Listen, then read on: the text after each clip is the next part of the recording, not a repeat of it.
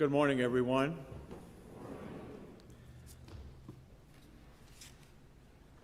I love to tell the story of unseen things above, of Jesus and his glory, of Jesus and his love. Well, we can be sure that when we do tell the story of unseen things above, we will be telling the story of Jesus and his love. Your church has a prayer ministry team. Bob Watkins is head of it, and its purpose is just to move us a little bit farther along into fuller, more satisfying prayer lives, help us connect just a little better with God, move closer to God. And this team arranges that every Sunday before worship, somebody from the team or somebody as a volunteer meets with the pastor and liturgist right before the service to have prayer with them, for them during the service. And on the third Sunday of each month, the team schedules a brief prayer witness during worship, a witness to the faithfulness of God in somebody's life. Next Sunday is the third Sunday, and we do have someone scheduled for that brief prayer witness, and I can guarantee you, you're not going to want to miss it. We invite any of you and all of you to offer to do these prayers with pastor and liturgist before worship, and these third Sunday prayer witnesses. If you'd like to do that, just talk with Bob Watkins or Ron McLeod or me. But early on, we decided that we're not going to be badgering anybody to do this. We're not going to be twisting anybody's arms. We said we simply would trust God to bring the right people forward or to show us whom to ask. So far, that's been working fine. I love to tell the story, for some have never heard the message of salvation from God's own holy word. Well, we hope that you have already heard the message of salvation and don't need these prayer witnesses for that. But you probably do need these prayer witnesses to hear some of God's particular, sometimes spectacular stories of salvation and faithfulness and spiritual rejuvenation for creating, again, new life. Sometimes we're able in our experience to trace pretty clearly, sometimes we can't, but sometimes we can trace pretty clearly how the rubber meets the road, so to speak, how we connect with God, how God is there for us in our lives. And here's a hint. These glimpses of how the rubber meets the road for somebody else, how God comes through for them in their lives, these may be glimpses of how God will meet you in yours. As I said, next week comes another third Sunday witness. For now, we are honored to hear an extended prayer witness today from Jody Schenk. Jody?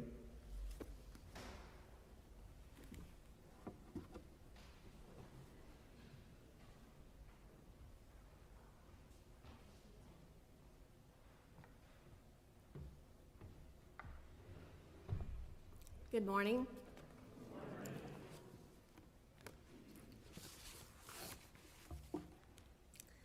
The year was 1988, and for all practical purposes, I was living the life I had always wanted. I was married to a great man, had a beautiful 2-year-old daughter, was expecting my second child, a son, and I was an elder in the Presbyterian church. Had many good friends.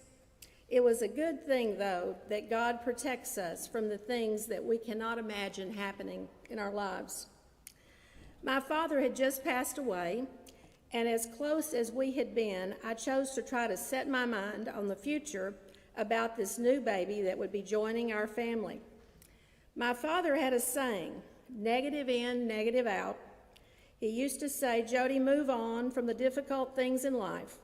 Do not get trapped there. So I looked to the future. A week or two later, I was in my garden working in the tulip bed, and had just come to me that this baby is not moving around like my daughter had at 7 months of age.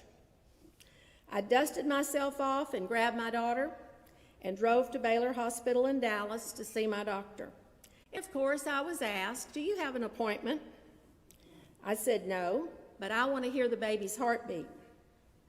The nurse alerted the doctor, and we listened to the heartbeat. And he tried to put me at ease, telling me that everything was just fine. You are just still very unsettled after your father's passing. And as my daughter and I got on that elevator, I said out loud, "No, not everything is just fine." I knew. God had given me knowledge that there was to be difficulty. I told no one, but many of my friends began to comment that my happiness seemed dull. 2 months later, my husband and I drove to Baylor for Zach's birth. My husband was talking nonstop about having this son that would round out our family. I too wanted this, but I also had the secret knowledge that something was not right, but we would be okay. A few hours later, we were holding our son. Tears of happiness covered our faces. In all the excitement, my husband had forgotten the camera and had to go back home to get it.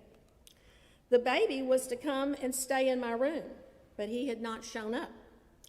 I rang the nurse's station and inquired, but was getting vague information as to what was going on.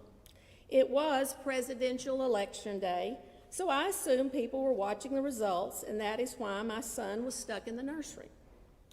I had told my pediatrician, "It is election day, so don't come to the hospital on November the 8th. Come the next day." I still was not getting answers about where my baby was. So I decided to walk down to the nursery and see for myself what was going on. There in the middle of the hallway stood my pediatrician. I knew. I said, "What are you doing here?" And then he said, "Jody, we have a problem." Bracing myself, standing alone, I felt the hand of God holding me steady. The doctor then began to tell me that our son Zach had a major heart defect. I was trying to hear every word and at the same time not hear any of it. He needed our permission to move Zach to Children's Medical, where the pediatric heart specialist practiced. At this time, my husband had returned and was thrown into all of this, and the look on his face of fear and shock I can still, all these many years, remember. I, unlike him, had known something was not right since the day in the tulip bed. By trying to spare him any grief by keeping it to myself, this had in fact caused him even greater harm. We went down to the nursery and held Zach, and my husband said that he would ride in the ambulance with Zach to Children's Medical. I went back to my room and looked out my window. And this window just happened to overlook the loading area where the ambulances were. I watched them put Zach in the ambulance with his nurse, and my husband looked up and saw me in the window. Our looks said that we were in uncharted territory. The next morning brought more difficult news. My husband Charles was given the task of telling me what we faced. Zach was born with one of the worst heart defects a child could ever have, truncus arteriosus, a defect where the oxygenated blood does not come out pure. It is mixed with the unoxygenated blood, and he also had a major heart defect of the aortic valve. This was almost too much to comprehend, but we had to. Decisions had to be made, and we had to think clearly. Charles and I had to be together, so I checked myself out of the hospital without permission and went by taxi to Children's Medical. Zach's first surgery came at 4 weeks of age. We had some scary moments in ICU, but with prayer and faith, we got to take him home. 18 months later, we went back for another major heart surgery, the replacement of the aortic valve. A few more tense moments, but all along, I could feel God speaking to me to keep my faith on the wonders that only God could make happen. We then embarked on 3 of the most wonderful years any family could have. Preschool days, travel, swim lessons, diving lessons, a pet goose, and a parrot that talked. Every morning when I woke up, I bask in the thankfulness to God for what he had done for my family and for me. Zach had just turned 5 and was enjoying friends and school, and for him, living a normal life. He was quick to show off his scar on his chest and tell of all of his adventures in the hospital. I had hoped he could put it all behind him, but he insisted on telling people of all ages how God's power was going to heal anybody that was sick. This time of great happiness became short-lived. While on vacation, Zach, the swimmer who never wanted to leave a pool, began to sit in the Chase Lounge. He started not to eat his meals and told me he was tired. I quickly called his cardiologist and said we must be seen as soon as possible. That very afternoon, we took Zach back to Children's. The doctor tried to offer words of comfort, stating that he had just had the color echo done, that saw no changes and everything looked good, but he would put him on the treadmill just to ease our concerns. Zach was not on the treadmill 3 minutes until the doctor said, "Turn it off." The test showed a blockage on the back side of the heart that could not have been seen from the former test. The third surgery was scheduled for the following Tuesday. We were then told of the great risk of a third surgery and the possible scar tissue that could cause prolonged amounts of time on the heart-lung machine, which could also cause dangerous situations. We as a family were not fearful. Things had gone well before, and we had complete confidence that it would again. The night before the surgery, Zach put on his Halloween costume as the Red Power Ranger because he was going to be in the hospital for Halloween. We talked about the surgery. He was not fearful at all. He asked me to turn his pumpkin lights on one more time. He then said, "Mom, you know heaven is not very far away." The look on his face was total innocence, and I at that moment thought Zach might know something that the rest of us did not. The surgery lasted 10.5 hours, longer than the doctors had wanted. The scar tissue was the problem, and getting him off the bypass machine took longer than expected. As he was raced to ICU, I looked at him, and he looked wonderful. His color was perfect. I reached out and I took his hand, and I heard so clearly, "Mom, don't be sad." I whirled around, upset that someone had brought our daughter up there when I had left strict instructions that hope was not to come until Zach left ICU. 3 hours later, we were allowed to see him. I shined a pen light in his eyes, and they were not right. I was told, well, it's just the heavy narcotics, but I had seen his eyes on narcotics before, and this time it was different. I asked that his cardiologist be called, Dr. Neufeld, and Dr. Neufeld came and said, after some testing, that it was determined that Zach had suffered brain damage to both sides of his brain. Zach was placed on life support while we as a family determined how we would navigate this new reality. Our son was dead. We did know that Zach was such a generous child, he would want to share any part of his body that could help others. And a calm came into the room. Decisions had to be made. The presence of God walked beside my husband and I as we faced the worst thing that any parent can. Zach became an organ donor, and his beautiful spirit would live in part with other people. God continued to promise me to keep my eyes on him, and all would work out. I trusted God something good would follow this terrible loss. But as we know, things are done in God's timing, not our own. We waited for 9 weeks for the reading of the autopsy to find out exactly what went wrong and caused Zach's life to end. We found out that Zach had actually died during the surgery. He had been on the bypass machine way too long, and the voice that I had heard, "Mom, don't be sad," in the hallway outside ICU was in fact Zach speaking to me for the last time. I still thank God daily for allowing me that final goodbye. The next 2 years were filled with one hard thing after another. My husband and I became two different people. Our loss changed both of us. 18 years of a great marriage went away. Friends found it hard to be with us because we were not the exuberant people we had once been, and it was difficult for our friends to see us like that. My health failed. I had spots on my liver requiring surgery. Our big Victorian house that we loved so much and shared with family and friends went up for sale. And my husband left. And after he left, I developed septicemia and was in ICU for 5 days, hovering between life and death. When I came home, my daughter asked me, "Mom, are we going to be okay?" She was just 8 years old and had lost her brother that was her very best friend. I assured her we would be fine. Our family of 4 now had turned into and been reduced to the 2 of us.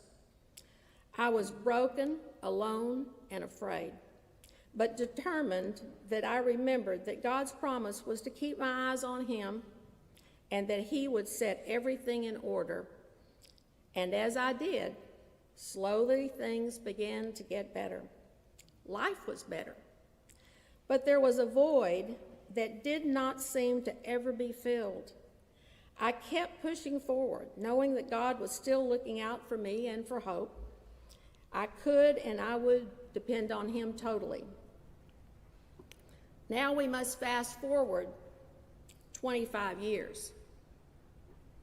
Our daughter Hope was grown and having her first child. I was thrilled when I found out it was a boy. I could feel God reminding me, I keep my promises. The night Preston was born was the beginning of my new life. When I held him moments after he was born, I walked to the window in the room and looked out to thank God for this perfect gift. When I opened the blinds, I could not believe it. I was looking out the very same window that 30 years earlier I had looked out when my son Zach was put in that ambulance to ride to Children's. Preston being born in the same room all these years later is a reminder that God never forgets what He has promised that He will do in our lives in His timing. I do hope that the telling of my testimony today serves to encourage in times of hardship in your lives that God does indeed keep His promises. Thank you.